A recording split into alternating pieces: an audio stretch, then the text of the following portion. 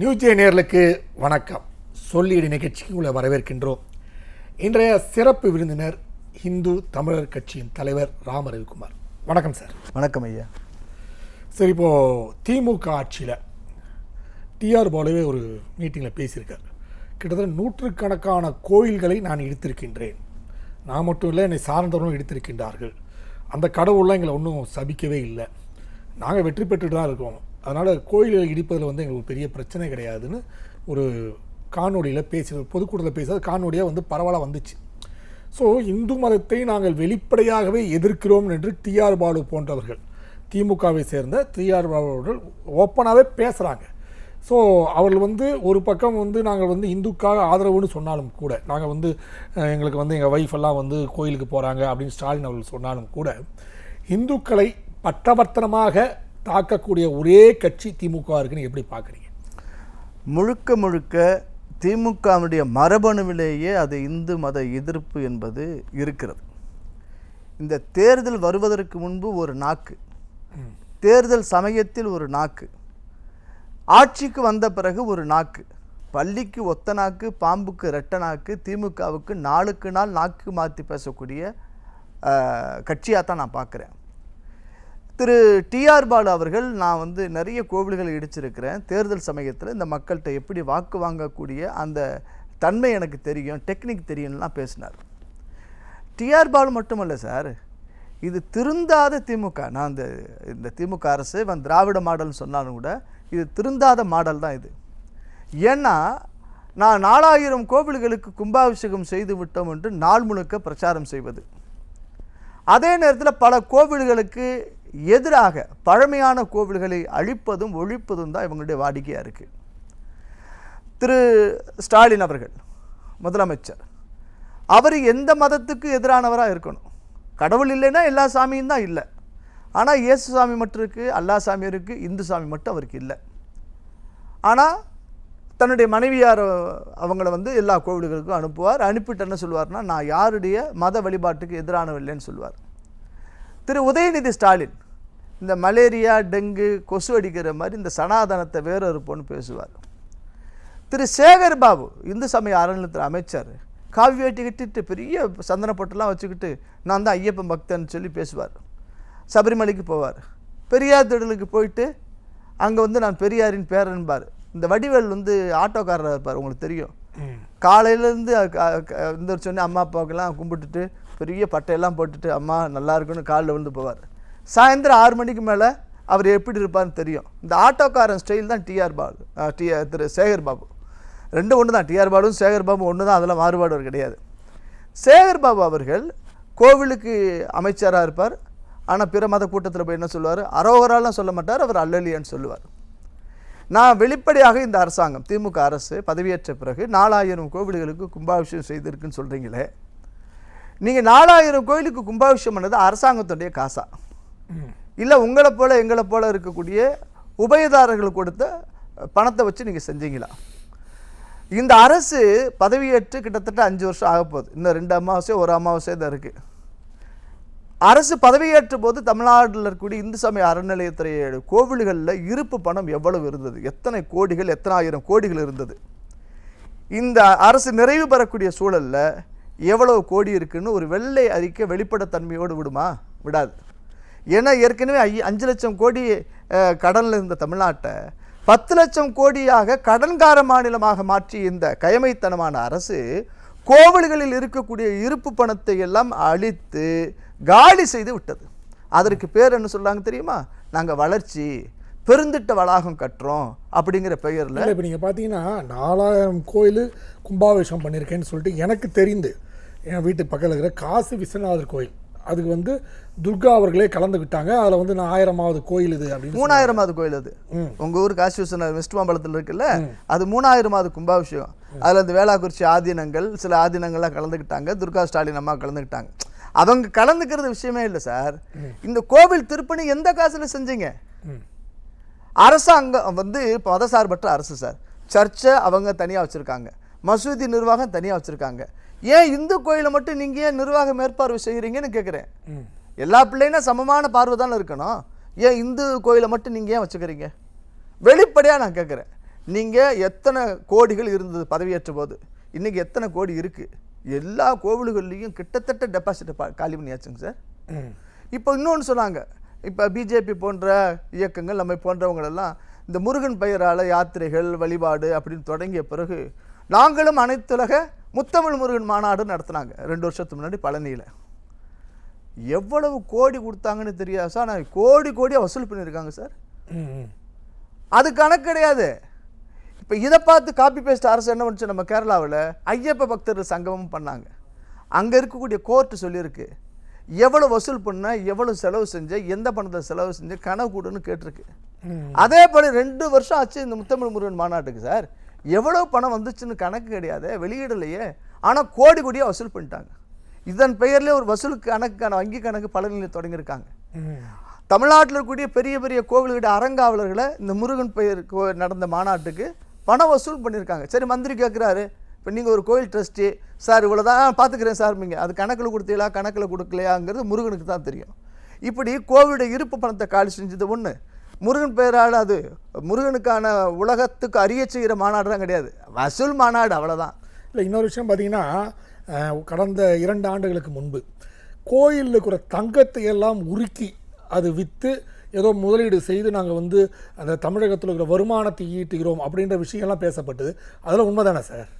இப்போ தங்கம் வந்துச்சு, இப்போ 100 கிலோ தங்கம் இருக்குன்னு வச்சுக்கோங்க. ஒரு படத்தில் உசிலமணின்னு ஒருத்தர் சொல்லுவார், தங்கம் உருகும் வெள்ளி கருகும் அப்படிம்பார். 1 கிலோ தங்கத்தை உருக்குனிங்கன்னா ஒரு 400 கிராம் சாம்பலா போச்சுன்னு சொன்னாலும் சொல்லுவாங்க. இப்போ நீங்களும் நானும் ஒரு சாமிக்கு பிரார்த்தனைக்காக போடுறோம், ஒரு செயின் போடுறோம், ஒரு வேளாவை வைக்கிறோம், ஒரு அம்பாளுக்கு ஒரு நகையாக போடுறோம். இவங்க என்ன சொல்கிறாங்க, நம்ம பிரார்த்தனையுடைய எண்ணம் ஈடேறியதுக்காக நாம் போடக்கூடிய இந்த தங்கத்தை நீங்கள் உருக்கி அதை கட்டியாக்கி பெட்டியில் போட்டு வட்டி வாங்கி சாப்பிட்றீங்க. உருக்குறீங்க, கட்டியாக்குறீங்க, பெட்டியில் போடுறீங்க, வட்டி வாங்குறீங்க. இப்போ இதில் என்ன உங்களுக்கு இதாகிற போகுது? அரசாங்கம் எவ்வளவு இந்த கோயிலுக்கு கொடுத்துச்சு, இதுக்கு வெளிப்படையாக கிடையாது. ஜஸ்டிஸ் ஐயா SM சுப்பிரமணியம் அவர் சொல்கிறாங்க, இந்த கோவிலுக்கு உரிமையாளர் நீங்கள் அரசாங்கம் கிடையாது. ஒவ்வொரு கோயிலுக்கு உரிமையாளர் யாருன்னா அந்தந்த கோவில் இருக்கக்கூடிய தெய்வங்கள். வடபழனினா முருகன், திருவேற்காடுனா மாரியம்மன், அந்த பழனியில் இருக்கக்கூடியது தண்டாயுதபாணி, திருச்செந்தூர் முருகன், எந்தெந்த கோவில் அந்த டெய்ட்டி அந்த மூலவர் தான் தெய்வம். ஆனால் இவங்க என்ன நினச்சிருக்காங்க, சாமிகளையே தான் கட்டுப்பாட்டில் வச்சுக்கிறாங்க. சாமிகளை கட்டுப்பாட்டில் வச்சுக்கிட்டு அந்த கோவிலுக்கு அறங்காவலர்களாக வைக்கக்கூடியது அந்த கட்சிக்காரனை போட்டுக்கிட்டு இவங்க அடிக்கக்கூடிய லூட்டிக்கு ஒரு அளவே கிடையாது, அளவே கிடையாது. நாங்கள் ஒரு வழக்கு போட்டிருக்கேன், இந்த திருக்கோயில் உண்டியல் பணத்தை, பக்தர்கள் கொடுக்கக்கூடிய பணத்தை கோயிலுடைய வளர்ச்சிக்கு தான் பயன்படுத்தணும் ஒழிய அரசாங்கம் வேறு இதுக்கு பயன்படுத்தக்கூடாது, வணிக நோக்கத்தோடு பயன்படுத்தக்கூடாதுன்னு சொல்லி கல்யாண மண்டபங்கள் கட்டுவதற்கு வாங்கியிருக்கேன். இல்லை சார், இப்போது நீங்கள் திருமண மண்டபத்தை பற்றி பேசுகிறீங்க, திருமண மண்டபம்ன்றது பக்தர்கள் தான் யூஸ் ஆக போகுது, வேற சொன்னீங்க. ரொம்ப நியாயமான கேள்வி கேட்டீங்க சார். நம்ம திருவான்மியூரில் சார் அந்த திருவான்மியூர் மருந்தீஸ்வரர் திருக்கோவிலுக்கு சொந்தமான இடத்துல கல்யாண மண்டபம் கட்டினாங்க. ஏழபால சனங்களுக்கு கல்யாண மண்டபம் கட்டுறதை போய் ரவிக்குமார் எதிர்க்கலாமான்னு நீங்கள் கேட்குறீங்க. ரொம்ப நியாயம். வாடகை எவ்வளோ தெரியுமா சார்? சும்மா 20 லட்சம் தான். எவ்வளோங்க? 20 லட்சம். ஆனால் அங்கே நடந்தால் தமிழ்நாட்டு முதலமைச்சர் வரமாட்டார் விசேஷத்துக்கு. அதுக்கு பக்கத்துலேயே ஒரு தனியாருடைய மண்டபம் இருக்குது, அதுக்கு 30 லட்சம் 35 லட்சம் தான் வாடகை, குறைச்ச வாடகை. அங்கே வச்சா முதலமைச்சர் வந்துடுவார். அங்கே முதலமைச்சர் வரணும்னா மருந்தீஸ்வரர் கோயில் வச்சா வரமாட்டார், தனியார் மண்டபத்தில் வச்சா வருவார். இது சென்னையில் சொல்லக்கூடிய உதாரணம். நீங்கள் அந்த வணிக நோக்கத்தோடு கோவிலில் கல்யாண மண்டபம் கட்டுவது ஒரு அரசாங்கத்தோட வேலை கிடையாது. ஆயிரக்கணக்கான பல்லாயிரக்கணக்கான கோவில்கள் சிதைந்து கிடக்கு, சாமி கல்லா கிடக்கு, உடஞ்சி போய் கிடக்கு, திருப்பணி செய்யணுங்கிறதுக்கான வேலை எதுவும் கிடையாது. அதை பாதுகாக்கிறதுக்கு ஒரு நடவடிக்கை எடுக்க கிடையாது. ஆனால் நீங்கள் 4000 கோயிலை கும்பாபிஷேகம் பண்ணிட்டேன்னு சொல்கிறதெல்லாம் ஊரில் கல்யாணம் மாரில் சந்தனங்கிற பேச்சுங்க சார். இவங்க பெரிய பெரிய கோவில்களுடைய வருமானத்தை தான் பார்க்குறாங்க. அவங்க பிரிக்கிறாங்க, கோடி வருமானம், லட்ச வருமானம், ஆயிரக்கணக்கான ரூபாய் வருமானம், ஏபிசின்னு கிரேடு பிரிக்கிறாங்க. அதை வச்சு தான் உண்டியல் வருமானம் வைக்கிறாங்க. முறையான எதுவுமே இல்லைங்களா ஐயா? ஒரு கோயில் பணம் தானே. நீங்கள் கல்யாண மண்டபத்துக்கு ஆன காசை இன்னொரு 10 கோயிலை திருப்பணி செய்யலாமே. சட்டம் சொல்லுது, கல்யாண மண்டபம் கட்டுவதற்கு சட்டத்தில் அனுமதி இல்லை. வணிக நோக்கத்தோடு நீங்கள் பண்ண முடியாது. அன்னதானத்துக்கு பண்ணலாம். இப்போ பார்த்துட்டிங்கன்னா இப்போ ஏகாம்பரேஸ்வரர் கோயிலோட இடம் வந்து நம்ம கச்சபேஸ்வரர் கோயில் இடம், ஏகாம்பரேஸ்வரர் கோயில் இடமெல்லாம் வந்து நம்ம பூந்தமல்லி ரோட்டில் இருந்திருக்கு. அது பள்ளி தான் இருந்திருக்கு. அந்த பள்ளியை மீட்டெடுத்து இவங்க வந்து திருப்பி அரசு பள்ளியை நடத்திட்டு இருக்காங்களே சார். அதை சொல்கிறேன், கரெக்டாக வந்துட்டீங்க பாயிண்ட். பூந்தமல்லி நெடுஞ்சாலை இருக்கக்கூடியது காஞ்சிபுரம் ஏகாம்பரேஸ்வரர் கோவிலுக்கு சொந்தமான சொத்து. ஒரு கன்னியா செட்டியார்னு ஒருத்தர்கிட்ட லீஸு கொடுத்தாங்க, 90 வருஷம் லீஸு. லீஸு முடிஞ்ச பிறகு என்ன பண்ணாருன்னா, அந்த லீஸ்தாரர் மத்திய அரசாங்கத்துடைய சம்பந்தப்பட்ட தபால் துறைக்கு வாடகை விட்டான், உள்வாடகை விட்டான். உள்வாடகை விட்டு மத்திய அரசாங்கத்திற்கு இவன் வாடகை வசூல் பண்ணி கிட்டத்தட்ட 9 வருஷம் நான் நினைக்கிறேன். அந்த பணத்தை இவன் சாப்பிட்டுக்கிட்டு கோயிலுக்கு கட்டாமல் கடைசியில் 78 போட்டு அதை வெளியேற்றுறாங்க. அப்போ இந்த வாடகைக்கு வந்த நபர் குற்றவாளியா, வாடகைக்கு வந்த நபர்கிட்ட வசூலிக்காத அதிகாரி குற்றவாளியா? நீங்கள் மீட்டுங்க சார். அதை மீட்காத அதிகாரி மேலே எத்தனை பேர்ட்டு நீங்கள் நடவடிக்கை எடுத்திருக்கீங்க? பல்லாயிரக்கணக்கான ஏக்கர் நிலங்களை மீட்டு விட்டோம், ரைட். சட்டத்தினுடைய ஓட்டைகளை பயன்படுத்தி கோவிலுடைய இடங்களை அவன்கிட்ட பிடுங்காமல் திரும்ப ரெக்கவரி பண்ணாமல் இருக்கிறதுக்கு உடந்தையாக இருந்த அதிகாரிகள் மேலே என்ன நடவடிக்கை எடுத்தீங்க? விருகம்பாக்கத்தில் ஒரு கோயில் குளம் சார், மெட்டுக்குளம்னு சொல்லுவாங்க. பல போராட்டங்களாக நாங்கள் நடத்திருக்கோம். இன்னைக்கு கோயில்கிட்ட இருக்கா, மாநகராட்சிகிட்ட இருக்கா, கட்சிக்காரன் இருக்காங்கிற விவரம் தெரியலையே. இந்த வடபள்ளி வெங்கேஸ்வரர் அந்த சிக்னல் கிட்ட இருக்கக்கூடிய குளத்தை காணுமே. இந்திரா பானர்ஜின்னு ஒரு ஜஸ்டிஸ் இருந்தாங்க, அவங்க குளத்தை மீட்கன்னு சொல்லி பார்த்தீங்கன்னா உள்ள குளமெல்லாம் இருக்குது, சுற்றிலும் கட்டடமாக இருக்குது. இந்த மயிலாப்பூரில் இருக்கக்கூடிய குளத்துடைய 3 கரைகளில் கடைகள் இருக்குது, குளத்தை காணோம். குளம் உள்ளே இருக்குது, போகிறதுக்கு பாதை இல்லை. நீர்நிலை ஆக்கிரமிப்பு. கடையில் வச்சதுக்கு அனுமதிச்சது யார்? மாநகராட்சி. இந்த வரி கட்டுங்கிற பெயர்லேருந்து இந்த நபர்கள் என்ன நடவடிக்கை எடுத்தீங்க? எத்தனை நீங்கள் மீட்டெடுத்தீங்க சார்? நாங்கள் போய் கேஸை போட்டு எத்தனை நாங்கள் நீ துறையில் நின்றுக்கிட்டு சம்பாத்தியம் பண்ணிக்கிட்டு சம்பளம் வாங்கிட்டு இருக்கேன், நாங்கள் உன்ட்ட எடுத்து கொடுத்து அதுக்கு 1008 காரணத்தை சொல்லி எங்களை இழுத்தடிக்கிற. சேலத்தில் பிரச்சனை, கிருஷ்ணகிரி மாவட்டத்தில் பிரச்சனை, கரூர் வண்ணமலையில் பிரச்சனை. எத்தனை கோவில்? நீங்கள் அரசு அதிகாரிகள் ஒழுங்காக நிர்வாகம் செய்து ஆலயத்தினுடைய கணக்குக்காக சொத்துக்களை மீட்டு நீங்கள் நடவடிக்கை எடுத்தீங்கன்னா நாங்கள் ஏன் சார் வரப்போகிறோம்? பண்ண மாட்டேங்கிறீங்களே. அதே மாதிரி பார்த்தீங்கன்னா இன்னொரு விஷயம் பார்த்தீங்கன்னா, இப்போ வந்து மகளிர் உரிமை தொகை எல்லாருமே சொல்லுதுன்னா SC/ST படத்துலேருந்து தான் அந்த தொகையை வழங்கினாங்க அப்படின்னு குற்றச்சாட்டு இருக்குது. அதே மாதிரி இந்து இயக்கம் கூட என்ன சொல்கிறாங்க, எங்களோட கோயில் படத்தை அறநிலைத்துறை வந்து வேறு விஷயங்களுக்கு யூஸ் பண்ணுது. அதாவது அறநிலைத்துறை வளர்ச்சியை தவிர அது பண்ணுறாங்களோ இல்லையோ சாலை மேம்படுத்தல் போன்ற விஷயங்களை யூஸ் பண்ணுறாங்க. நாங்கள் கோயிலுக்கு தரக்கூடிய அந்த காணிக்கை ஏன் இப்படி வந்து மிஸ்யூஸ் பண்ணுறாங்கன்ற ஒரு குற்றச்சாட்டு இருக்குது. அது எது மாதிரி விஷயங்கள்லாம் அவங்க ஈடுபடுறாங்க சார்? ஒரு செய்தி ஐயாட்ட சொல்கிறேன். இந்து சமய அறநிலைத்துறை கோவிலுடைய இருப்பு பணத்தை என்ன பண்ணுறாங்கன்னா சார், நஷ்டத்தில் இயங்கக்கூடிய போக்குவரத்து துறையில் போய் டெபாசிட் பண்ணுறாங்க, மின்சார வாரியத்தில் போய் டெபாசிட் பண்ணியிருக்காங்க. ஏற்கனவே அவனே கடங்கார கம்பெனியாக போய்கிட்டு இருக்கான். அவன்கிட்ட கொண்டு போய் கோயில் காசை நீ எதுக்கு போட்டு வட்டிக்கு விட்றியா, இல்லை என்ன டேர்ம்ஸ் அண்ட் கண்டிஷனில் நீ எடுக்கிற? இது சம்மந்தமாக நான் வழக்கு போட போகிறோம் சார். இந்து சமய கோவில்களுக்கான நிதிகள், அதற்கான பணங்கள் முறையாக கோவிலுக்கு மட்டுமே பயன்படுமே ஆனால் நாங்கள் வேறு எந்த வம்பு வழக்கும் போகிறது கிடையாது. ஆனால் இவங்க என்ன பண்ணுறாங்க, யாருக்கும் தெரியாதுங்கிற அடிப்படையில் இந்த நிதிகளை வந்து இப்படி டெபாசிட் பண்ணுறாங்க. இந்த கேள்வி கேட்டோம்னா ஆட்சியில் தகவல் கேட்டாலும் சொல்லவே மாட்டான். இந்த அரசாங்கம் இப்படி பண்ணுறீங்கன்னு சொன்னால் வழக்கு நிலுவையில் இருக்கிறது, கோப்புகளை தேடிக்கொண்டு இருக்கிறோம், ரொம்ப டெக்னிக்காக சொல்லுவான். இருக்குல்ல இல்லை இந்த ஈயம் பூசின மாதிரி இருக்கும், ஆனால் பூசின மாதிரி விஷயம். பார்த்தீங்கன்னா திருப்பரங்குன்றத்தில் முக்கியமாக அந்த விஷயத்தை முன்னெடுத்து நீங்கள் தான் கொண்டு வந்தீங்க. அரசுக்கு வந்து பல்வேறு எச்சரிக்கையை வந்து நீதித்துறை கொடுத்தாலும் கூட அவங்க வந்து அதை மதிப்பதாக இல்லை. நீங்கள் தான் அதை முன்னெடுத்து செயல்படுத்தினீர்கள். இப்போ கூட வந்து அந்த வழக்கு சென்று கொண்டிருக்காங்க. அதிகாரிகள் தான் மன்னிப்பு கேட்டுக்கிறாங்களே தவிர அரசு இதில் வந்து மன்னிப்பு கேட்பதாக இல்லாமல் சூழ்நிலை இருக்குது. ஸோ திருப்பரங்குன்ற விஷயத்துக்கு சுருக்கமாக சொல்ல முடியுமா? திருப்பரங்குன்ற விஷயத்தில் சார், தீபம் ஏற்றணுங்கிறது கோவிலுடைய நடைமுறை, கோவிலுடைய சொத்துரிமை சார்ந்த விஷயம். நான் ஒரு டிவோட்டி ஆஃப் த டெம்பிள், ஒரு பக்தனாக வழக்கு தொடுத்தேன். உண்மையிலேயே அங்கே இருக்கக்கூடிய இஸ்லாமிய மக்களுக்கும் இந்துக்களுக்கும் எந்த விதமான பிரச்சனையும் கிடையாது.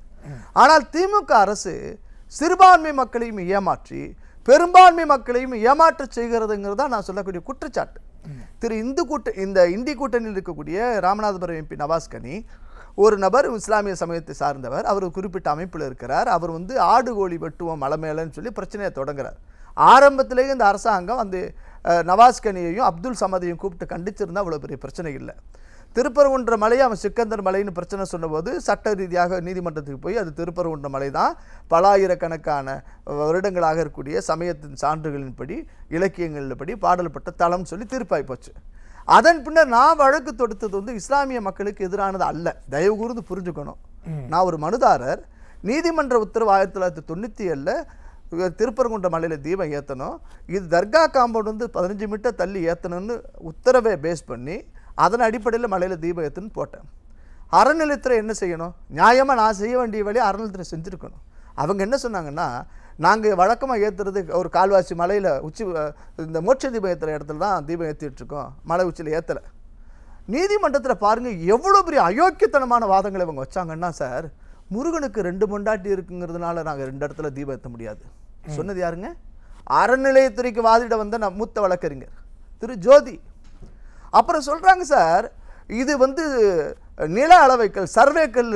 எங்கள் அக்கா கனிமொழி அந்தம்மா பெரிய கல்வெட்டு ஆராய்ச்சியாளர், இந்த தூணெல்லாம் ஆராய்ச்சி பண்ணதில் பெரிய வல்லமை படுத்தவங்க. அப்புறம் வந்து ஒரு ஆள் சொல்கிறாங்க கிரானைட்டு கல். நாளுக்கு நாள் மாற்றி பேசுகிறாங்க இந்த திமுக அரசு. நீதியரசர் மலைக்கு போனாங்க, ஆய்வு பண்ணாங்க, எங்கள் தரப்பு ஆவணங்கள் எதிர்த்தரப்பு ஆவணங்கள் எல்லாமே கொடுத்த பிறகு டிசம்பர் 1ஆம் தேதி தீர்ப்பு கொடுத்தாங்க சார், அங்கே போய் தீபம் ஏற்றணும்னு சொல்லி. எல்லாமே ஆவணமாக இருக்குது. ஆனால் அந்த அரசு என்ன செஞ்சுருக்குது? கோயில் நிர்வாகம் அவன் என்ன பண்ணிட்டான், நாங்கள் தீபம் ஏற்ற மாட்டோன்னு விடாப்பிடியாக இருந்தாங்க. திரும்ப நாங்கள் கண்டெம்ட்டு போயிருக்கோம். நாள்தோறும் இந்த அரசு என்ன சொல்லுது? தமிழ்நாட்டை தலையுணி விட மாட்டோம். ஆனால் கோர்ட்டில் அப்பாலஜி கேட்டுக்கிட்டு இருக்கு.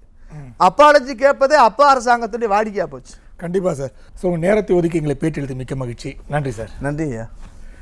நேரில் மீண்டும் அடுத்த சொல்லியடி நிகழ்ச்சியில் சந்திப்போம். அதுவரை நன்றி, வணக்கம்.